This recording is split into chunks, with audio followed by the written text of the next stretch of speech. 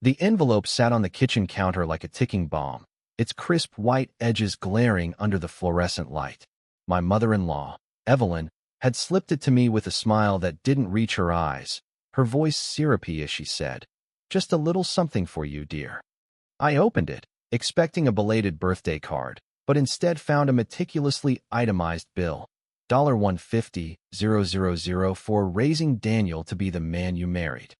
My heart thudded, a mix of disbelief and rage igniting in my chest. Daniel, my husband of 5 years, was in the next room, oblivious, laughing with his father over a football game. Evelyn's audacity wasn't new. She'd always treated me like an outsider, a thief who'd stolen her perfect son.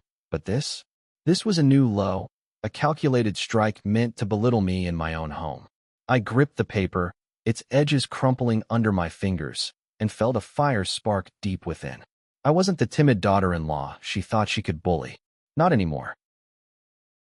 Daniel and I had built a life together, one forged through late-night talks, shared dreams, and the kind of love that weathered storms. I'd left my hometown, my family, my career as a graphic designer to move to this small, judgmental town for him. I'd endured Evelyn's snide comments about my cooking, my clothes, my city ways, all while keeping the peace for Daniel's sake. But this bill, this absurd demand for payment for her so-called investment in her son, was a line crossed. It wasn't just about money. It was about power, about her need to control, to remind me I'd never be good enough for her golden boy. I glanced at the itemized list again. College tuition contribution, $40,000. Emotional support through teenage years, $25,000. Life skills and manners, $15,000. It went on, each line more absurd than the last, as if love and motherhood could be quantified in dollars and cents. My hands shook, not from fear but from the clarity of what I had to do. Evelyn thought she could humiliate me, but she was about to learn who she was dealing with. That evening, I called my best friend, Mia, who'd always seen through Evelyn's facade. She did what? Mia's voice crackled through the phone, her outrage mirroring mine. "You can't let this slide, Lauren. She's trying to break you." Mia was right. This wasn't just a petty jab, it was a declaration of war. I paced the living room, the bill still clutched in my hand, and started to plan. I wouldn't confront Evelyn alone, not yet. I needed Daniel on my side, but getting him to see his mother's true colors would be like pulling teeth. He loved her, worshipped her, even when her actions hurt me. But this time, I wouldn't let her hide behind her devoted mother mask. The next morning, I sat Daniel down at our small kitchen table, the bill placed between us like evidence in a trial. His brow furrowed as he read it, his easygoing smile fading. "This has to be a joke," he said, his voice tight. She wouldn't, but the look in my eyes stopped him. "She did," I said, my voice steady despite the storm inside. "And I'm not paying a cent. But we're going to deal with this, together." Daniel's jaw clenched, torn between his loyalty to his mother and the reality of her actions. I could see the gears turning, the slow unraveling of the pedestal he'd placed her on. I didn't want to just confront Evelyn. I wanted her to feel the weight of her actions, to see the family she claimed to protect crumble under her own hubris. Over the next few days, I gathered evidence, not just of the bill, but of every subtle dig, every manipulative comment she'd made over the years. I kept a journal, tucked away in my nightstand, chronicling her behavior, the time she forgot to invite me to a family dinner, the way she'd undermine my parenting ideas for our future children, the snide remarks about my modest upbringing. Each entry fueled my resolve. By the time Sunday dinner rolled around, a weekly ritual at Evelyn's sprawling colonial home, I was ready. The table was set with her finest china, the air thick with the smell of roasted lamb and her usual self-righteousness. Daniel sat beside me, his hand brushing mine under the table, a silent promise of support. Evelyn, oblivious to the storm brewing, prattled on about her garden club, her eyes glinting with the confidence of someone who thought they'd already won. I waited, biding my time, the bill folded neatly in my purse, ready to be my weapon. As dessert was served, Evelyn's famous lemon tart, which she never failed to remind me I couldn't replicate. I stood, my voice cutting through the chatter. "Evelyn, I have something to share. The room fell silent, all eyes on me. Daniel's father, George, looked curious. His sister, Claire, raised an eyebrow. Evelyn's smile froze, sensing something was off. I pulled out the bill, holding it up for all to see. This, I said, my voice clear and unwavering, is what your mother thinks of me. A debt to be paid for loving her son. The gasps around the table were audible, but I wasn't done. I read the bill aloud, line by line, letting each absurd charge hang in the air. Evelyn's face flushed, her hands gripping her napkin as if it could save her. "Lauren, this is a misunderstanding," she stammered, but I cut her off. "No, Evelyn. This is you trying to control me, to make me feel small. But I'm not the one who should be ashamed." Daniel's hand tightened on mine, his silence a sign he was with me, even if it hurt. I turned to the family, my voice softening, but no less firm. "I love Daniel. I've built a life with him, one that's real and honest. But this," I held up the bill again, "this is an insult to him, to me, and to what family means." Claire's eyes widened, and George looked at his wife with something like disappointment. Evelyn's composure cracked, tears welling in her eyes, but I felt no pity. She'd brought this on herself. That night, as we drove home, Daniel was quiet, processing the fallout. "I didn't know she'd go this far," he said finally, his voice heavy. I reached for his hand. "I know, but we're a team, and we're going to set boundaries." He nodded, and for the first time, I felt he truly saw his mother's flaws. The bill was just the beginning, a catalyst for a reckoning that would reshape our family, one painful truth at a time. The fallout from that Sunday dinner lingered like smoke after a fire. Evelyn called the next morning, her voice trembling with a mix of anger and desperation, insisting I'd misinterpreted her intentions. "It was a gesture, Lauren, a reminder of how much I've sacrificed," she said, as if that justified her cruelty. I hung up, my resolve hardening. This wasn't about a misunderstanding. It was about her need to dominate, to keep me in her shadow. I wasn't going to let her rewrite the narrative. Daniel, though shaken, was starting to see the cracks in his mother's facade.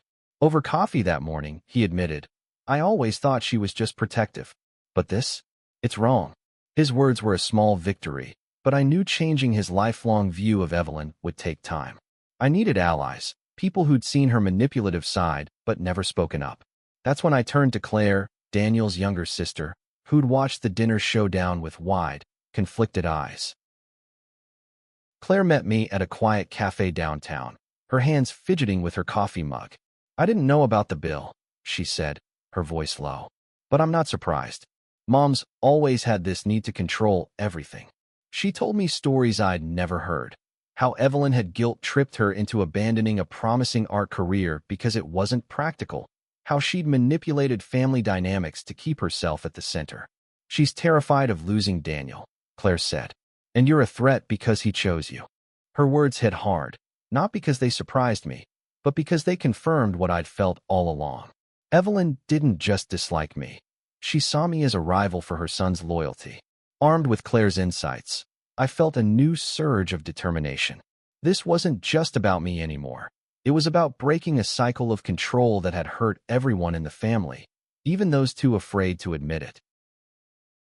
I spent the next few days digging deeper, talking to George, Daniel's father, who'd been silent at the dinner.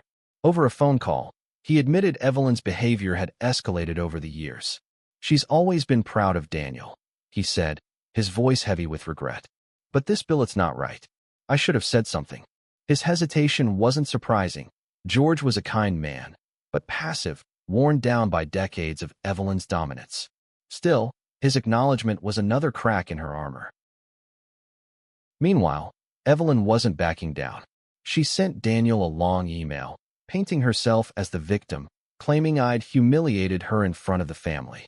"I only wanted to show Lauren how much I've given for you," she wrote, twisting the knife. Daniel showed me the email, his face a mix of guilt and frustration. "She's my mom," he said, "but I can't defend this." I squeezed his hand. "You don't have to. Just stand with me." He nodded, and I knew we were inching toward a united front. I decided the next move had to be bigger, not just a confrontation, but a public dismantling of Evelyn's control. I suggested a family meeting, not at her house, but on neutral ground, a community center where no one could hide behind home court advantage. I invited Claire, George, and even Daniel's cousins, who'd heard about the bill through the family grapevine. Evelyn agreed, likely thinking she could charm her way out of it, but I was ready to expose every layer of her manipulation. The meeting was set for Saturday, and I spent the week preparing. I compiled my journal entries, Claire's stories, and even a few old emails from Evelyn where her passive-aggressive tone was unmistakable. I wasn't just going to call her out. I was going to show the family who she really was. Daniel helped, though I could see the strain in his eyes. "I love her," he said one night, "but I hate what she's doing to us." I hugged him, promising we'd get through this together. When Saturday arrived, the community center's meeting room felt like a courtroom. Evelyn sat at the head of the table, her posture regal, as if she were presiding over her subjects. But the mood was different. Claire's eyes were sharp, George's were weary, and the cousins exchanged uneasy glances. I stood, holding my folder of evidence, and began. "This isn't just about a bill," I said, my voice steady. "It's about a pattern. Evelyn has spent years trying to control this family, and I'm done letting her hurt us." I laid out the bill first, reading it again for those who hadn't seen it. Murmurs rippled through the room. Then I shared Claire's story about her abandoned art career and George's quiet admission of Evelyn's overreach. Each piece of evidence landed like a stone, and Evelyn's face grew paler with every word. "This is absurd," she snapped, but her voice wavered. For the first time, she wasn't in control. Daniel stood beside me, his voice quiet but firm. "Mom, you crossed a line. Lauren's my wife, and you can't treat her like this." The room went silent, the weight of his words sinking in. Evelyn's eyes filled with tears, but they weren't tears of remorse. They were tears of defeat. She'd underestimated me, and now the family she'd manipulated for years was seeing her clearly. As we left the meeting, Claire pulled me aside. "I've never seen anyone stand up to her like that," she said, a spark of admiration in her eyes. I smiled, but inside, I knew this was only the beginning. Evelyn's humiliation was real, but the real work, rebuilding our family without her toxic grip, would take time. For now, though, I'd won a battle, and the victory felt sweeter than I'd imagined. Evelyn's tears at the family meeting didn't mark the end of the war, only a shift in the battlefield. The next week, she went silent. No calls, no emails, just an eerie absence that felt like the calm before a storm. Daniel was rattled, torn between relief and guilt. "She's never been this quiet," he said, staring at his phone as if expecting her to strike. I knew better than to trust her retreat. Evelyn was regrouping, and I had to stay one step ahead. I focused on strengthening my allies. Claire became my confidant, sharing more stories of Evelyn's control, how she dictated Claire's college major, even her dating life, always under the guise of motherly love. "She made me feel like I owed her for existing," Claire said, her voice thick with years of suppressed anger. Her words echoed my own feelings, and together, we began to unravel the myth of Evelyn's perfection. George, too, started opening up, admitting he'd enabled her behavior to avoid conflict. "I should have stood up years ago," he said, his voice heavy with regret. Meanwhile, I noticed Daniel pulling away, not from me, but from the weight of the situation. He'd always been the peacemaker, the one who smoothed over his mother's sharp edges. Now, with those edges exposed, he was grappling with a truth he'd avoided. His mother wasn't the saint he'd believed her to be. One night, as we lay in bed, he turned to me, his voice barely a whisper. "Did I let her hurt you all this time?" I took his hand, my heart aching for him. "You didn't know how bad it was," I said. "But you're seeing it now. That's what matters." To keep the momentum, I suggested we host a family dinner at our house, a chance to redefine what family meant without Evelyn's shadow. Claire and George agreed, and even Daniel's cousins, who'd been shocked at the meeting, were eager to come. I spent days planning, not just the menu but the tone. This wasn't about revenge. It was about showing what a family could be, supportive, honest, free of manipulation. The dinner was a success, filled with laughter and stories that didn't revolve around Evelyn's approval.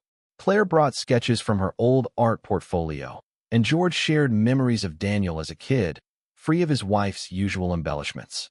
Daniel relaxed, his smile genuine for the first time in weeks. But the absence of Evelyn hung over us, a reminder that this peace was fragile. Sure enough, Evelyn broke her silence with a letter hand-delivered to our doorstep. It was addressed to Daniel, but I read it first, knowing she'd try to pull him back. "My dearest son," it began, "I've been heartbroken by Lauren's actions. I only wanted to protect our family." The rest was a masterclass in manipulation, painting me as the villain who turned everyone against her. I handed it to Daniel, watching his face as he read. "She's trying to guilt me," he said, his voice flat. "But I'm not falling for it this time." I suggested we respond, not with anger, but with clarity. Together, we drafted a letter outlining our boundaries. No more manipulative tactics, no more demands for control. If she wanted to be part of our lives, she'd have to respect us. Daniel hesitated before signing it, his love for his mother warring with his need to protect our marriage. "This is right, isn't it?" he asked, his eyes searching mine. I nodded. "It's the only way we move forward." We sent the letter, and the waiting began. Days turned into a week, and still no response. I threw myself into work, designing a new logo for a local business, finding solace in the clean lines and colors. But every night, I checked my phone, half expecting Evelyn to lash out. Instead, the silence grew heavier, and I wondered if she was planning something bigger. Then, Claire called with news. "Mom's been talking to Aunt Linda," she said, referring to Evelyn's sister. "She's telling everyone you're trying to destroy the family." My stomach twisted, but I wasn't surprised. Evelyn was rallying her allies, trying to reclaim her narrative. I thanked Claire for the heads up and called Aunt Linda myself. She was skeptical at first, loyal to her sister, but when I shared the bill and the stories from the family meeting, her tone shifted. "I had no idea," she said. "Evelyn always seemed so put together." Linda's doubt was another victory, but it came with a cost. The family was fracturing, lines being drawn between those who saw Evelyn's truth and those still under her spell. I hated being the catalyst for that division, but I couldn't let her toxicity fester any longer. Daniel, too, was struggling. "I just want my mom back," he said one night, his voice breaking. I held him, promising we'd find a way to heal, even if it meant redefining what family looked like. By the end of the week, we got a response from Evelyn. Not a letter, but an invitation to her house for a family reconciliation. Daniel wanted to go, hoping for closure, but I was wary. "She's not going to apologize," I warned. "She's going to try to take control again." He nodded, his jaw tight. "Then we'll be ready." As we prepared for the meeting, I felt a mix of dread and determination. Evelyn might have been down, but she wasn't out, and I wasn't about to let her win. Evelyn's reconciliation dinner felt like walking into a lion's den. Her colonial home was as imposing as ever, the dining room gleaming with polished silver and her signature lemon-scented candles. She greeted us with a smile that was all teeth, her eyes flicking over me like I was an unwelcome guest. Daniel's hand in mine was the only thing keeping me grounded. Claire and George were there, along with Aunt Linda and a few cousins, all seated around a table that felt more like a stage for Evelyn's performance. She started with pleasantries, serving wine and talking about the weather, but the tension was palpable. I noticed Claire's tight smile, George's fidgeting hands, and Linda's curious glances. Evelyn had clearly spun her version of events, and I braced myself for her next move. It came after the main course, when she stood, her voice dripping with false warmth. "I've invited you all here to heal our family," she said. "Lauren's actions have caused pain, but I'm willing to forgive." The room went still, every eye on me. I felt Daniel tense beside me, and I knew this was the moment. "Forgive me," I said, my voice calm but sharp. "Evelyn, you handed me a bill for loving your son. You tried to reduce our marriage to a transaction." I pulled the bill from my purse, holding it up again, its creases a testament to its absurdity. "This isn't about forgiveness, it's about accountability." Evelyn's face reddened, but she pressed on, addressing the family. "I was only trying to show Lauren the sacrifices I made for Daniel. She's twisted it to make me the villain." Her voice cracked, a calculated bid for sympathy, but I was ready. I opened my folder, passing around copies of the bill and my journal entries. This isn't just about the bill, I said. It's about years of manipulation, against me, against Claire, against all of you. Claire spoke up, her voice trembling but firm. She's right. Mom, you pushed me away from art, from my dreams, because they didn't fit your plan. George nodded, his voice quiet. I let it happen too long. I'm sorry, Lauren. Aunt Linda looked shaken, flipping through the pages I'd given her. The cousins murmured, their loyalty to Evelyn wavering. Her carefully constructed image was crumbling, and she knew it. Evelyn's tears came then, real this time, but they were born of frustration, not remorse. You're all turning against me, she cried, her voice rising. Daniel stood, his hand still in mine. Mom, we're not against you. We just want you to stop hurting us. His words hit like a thunderclap, and for the first time, I saw fear in Evelyn's eyes, not of me, but of losing her son. The dinner ended in chaos, with Evelyn storming out and the family divided. Linda pulled me aside as we left, her voice low. I believe you, she said. I'll talk to her, but she's stubborn. I thanked her, knowing every ally counted. Driving home, Daniel was quiet, his hands tight on the wheel. I didn't want it to come to this, he said. I touched his arm. Neither did I. But we're doing this for us, for our future. The next few days were a whirlwind. Evelyn's allies and the family began to waver as word of the bill spread. Claire started painting again, inspired by our stand, and George promised to talk to Evelyn about counseling. But Evelyn herself remained defiant, sending Daniel a text. You're letting her destroy us. He didn't respond, but I could see the pain in his eyes. I suggested we see a therapist ourselves, not just to navigate this, but to strengthen our marriage against future storms. He agreed, and for the first time, I felt we were truly a team. I also reached out to my own family, needing their perspective. My mom, always my rock, listened as I poured out the story. You're stronger than she is, she said. Not because you're louder, but because you're fighting for love, not control. Her words fueled me, reminding me why I was doing this. Not just to defeat Evelyn, but to protect the life Daniel and I had built. By the end of the week, Evelyn made her next move. A public post on social media, vague but pointed, about ungrateful children and outsiders tearing families apart. It was a desperate attempt to rally support, but it backfired. Claire commented, calling her out, and Linda shared a link to a family therapy resource. The post was deleted within hours, but the damage was done. Evelyn's influence was shrinking, and I felt a strange mix of triumph and sadness. As we prepared for therapy, I reflected on the cost of this fight. I'd lost the illusion of a perfect mother-in-law, but I gained something better, a family that was starting to heal, to choose honesty over control. Daniel and I were stronger, our bond forged in the fire of this conflict. But I knew Evelyn wasn't done. She was too proud to surrender. The next battle was coming, and I'd be ready. The therapy session was a turning point, not just for Daniel and me, but for how we saw our future. The therapist, Dr. Ellis, was a calm, no-nonsense woman who listened as we recounted the bill, the family meeting, and Evelyn's relentless attempts to control us. This isn't about money, she said, her voice steady. It's about power. Evelyn's trying to hold on to something she's already lost, her son's undivided loyalty. Daniel nodded, his eyes downcast, and I squeezed his hand. For the first time, he was confronting the reality of his mother's behavior, and it hurt him as much as it empowered me. Dr. Ellis gave us tools to set boundaries, clear communication, united fronts, and consequences for oversteps. You're not cutting her out, she said. You're redefining the relationship on your terms. It was exactly what we needed to hear. Armed with this, we decided to give Evelyn one last chance to change, but only if she met us halfway. We sent her a letter, co-written in therapy, inviting her to a private meeting to discuss moving forward. No accusations, just a clear request for respect. Evelyn's response was predictably defiant. She agreed to meet, but her email was laced with passive-aggressive jabs. I hope you're ready to see reason. I showed it to Daniel, who sighed. She's not going to make this easy, is she? I shook my head. No, but we're not backing down.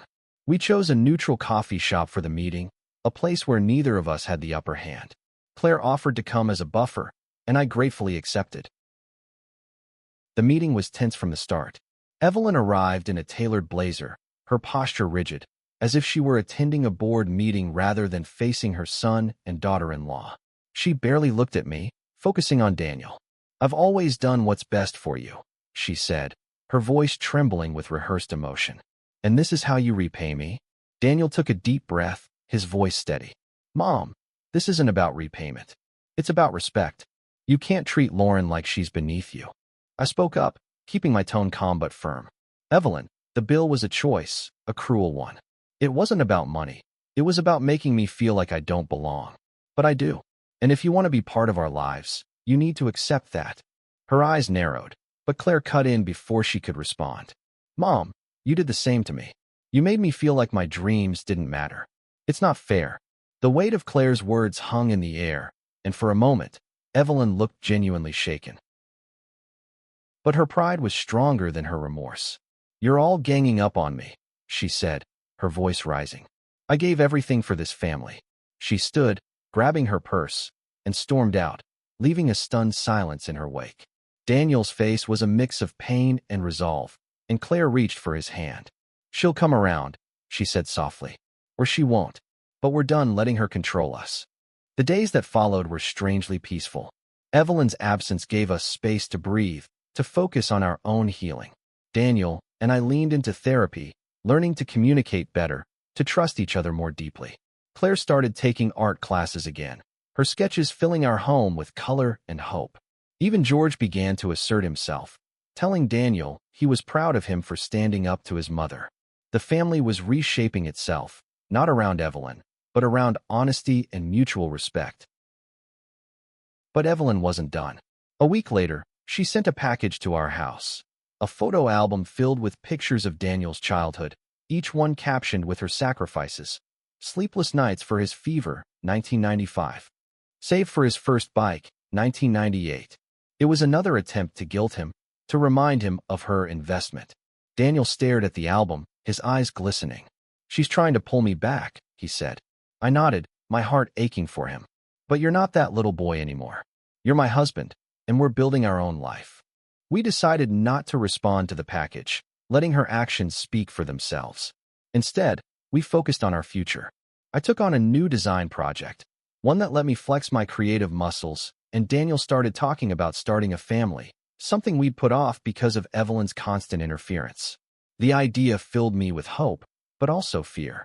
What would Evelyn do when she learned we were moving forward without her approval? The answer came sooner than expected. At a family wedding, Daniel's cousins, a neutral event we thought would be safe, Evelyn cornered me in the restroom. Her face was a mask of barely contained rage. "You think you've won," she hissed. "But you'll never be good enough for my son." Her words stung, but I stood tall. "I don't need to be good enough for you, Evelyn. I'm good enough for Daniel, and that's what matters." I walked away, my heart pounding, knowing I'd just drawn a line she couldn't cross. That night, as we danced under the wedding's fairy lights, Daniel pulled me close. "I'm proud of you," he whispered. "I know this hasn't been easy." I smiled, feeling the weight of the past months lift, if only for a moment. Evelyn was still out there, plotting her next move, but I was ready. I'd fought for my place in this family, and I wasn't giving it up. Evelyn's confrontation at the wedding marked a new phase in our struggle, one where she no longer hid her disdain. Her words in the restroom echoed in my mind, not because they hurt, but because they confirmed what I'd always known. She'd never accept me. But I wasn't fighting for her approval anymore. I was fighting for my family, for the life Daniel and I were building. And I wasn't alone. Claire, George, and even Aunt Linda were starting to see Evelyn's true colors, and their support gave me strength. Daniel, though, was struggling. The photo album had hit him hard, stirring memories of a mother who'd once seemed infallible.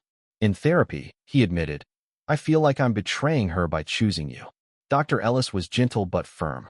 "You're not betraying her, Daniel. You're choosing a healthy relationship over a toxic one." Her words seemed to unlock something in him, and he began to open up about the guilt he'd carried for years. Guilt Evelyn had cultivated to keep him tethered. We decided to take a break from family events, focusing instead on our own world. I poured myself into my design work, landing a big contract that gave me a sense of purpose outside the family drama. Daniel started coaching a local youth soccer team, finding joy in mentoring kids who reminded him of himself. We talked about our future, kids, a house with a garden, maybe even a dog, and for the first time, those dreams felt within reach, untainted by Evelyn's shadow. But Evelyn wasn't one to fade quietly. A month after the wedding, she showed up at our house unannounced, her face a mix of defiance and desperation. "I need to talk to my son," she said, barely acknowledging me. Daniel invited her in, but his tone was firm. "Mom, you talk to both of us, or not at all." She hesitated, then sat, her hands clasped tightly in her lap. "I'm sorry," she said, the words sounding forced. "The bill was a mistake. I just want my family back." I wanted to believe her, but her eyes told a different story. There was no remorse, only a desire to regain control. Daniel spoke before I could. "Mom, an apology doesn't erase what you did. You need to change, not just say you're sorry." His words were a knife, cutting through her facade.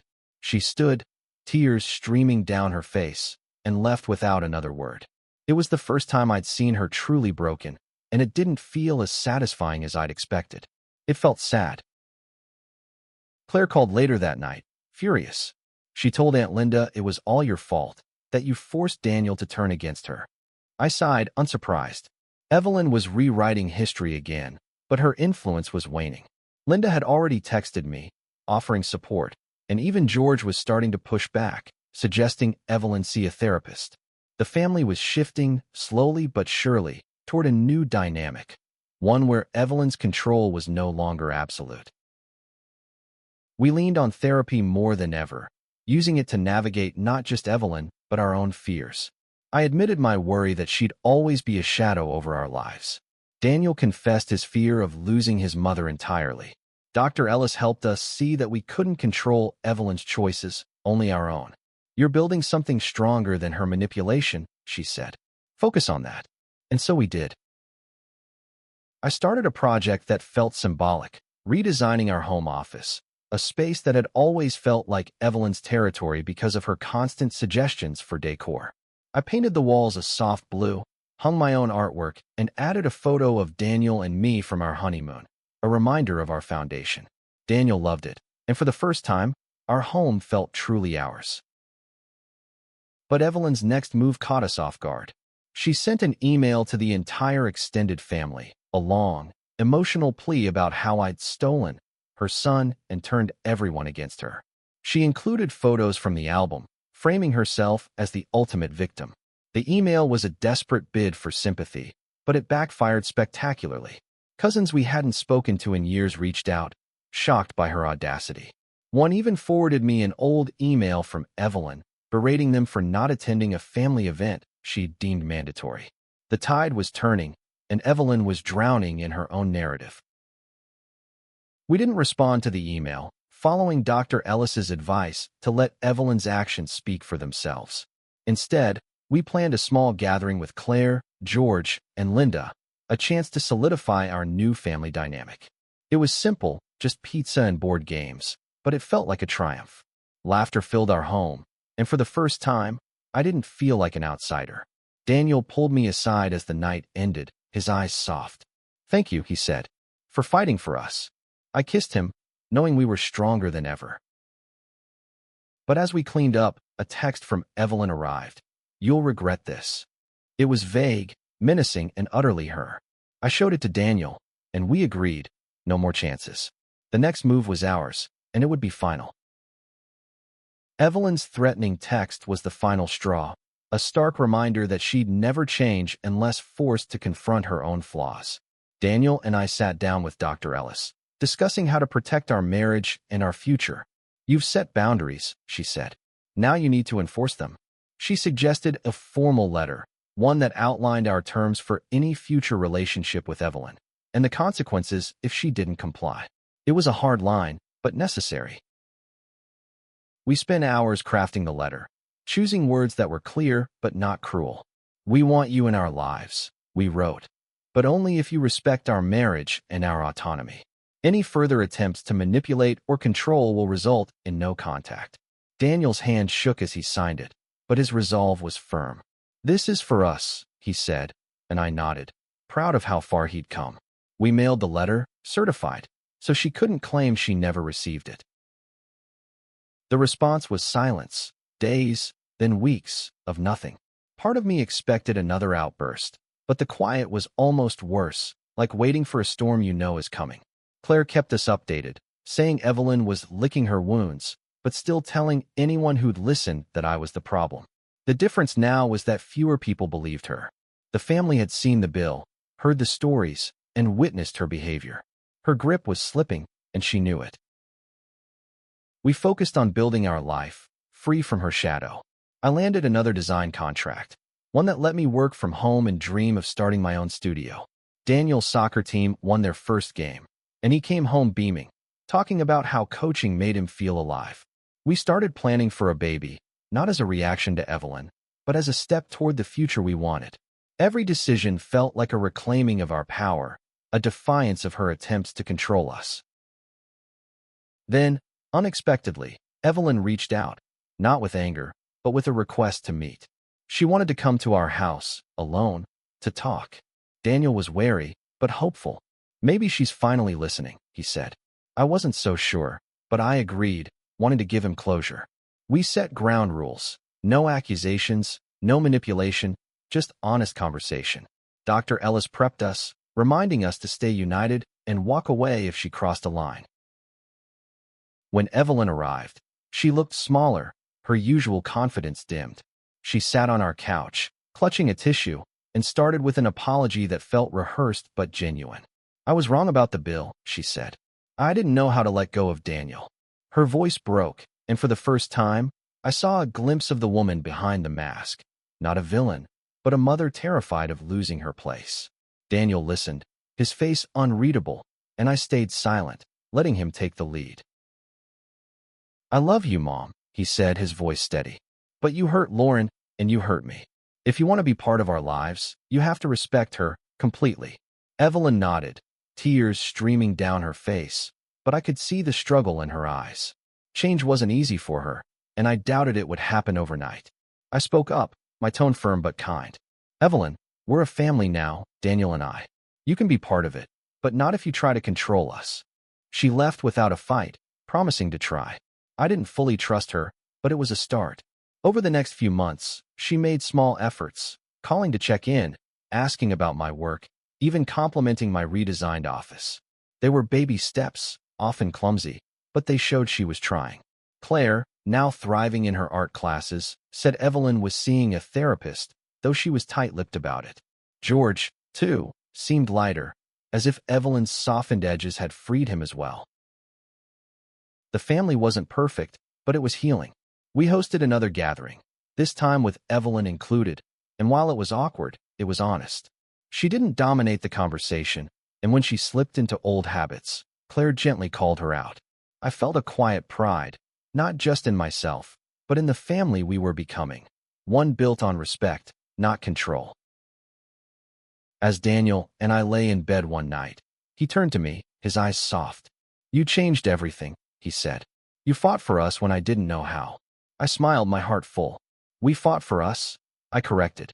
The bill, once a symbol of Evelyn's cruelty, was now a reminder of our strength. It sat in a drawer, a relic of a battle won, but the war for our family's future was one we'd fight together, always.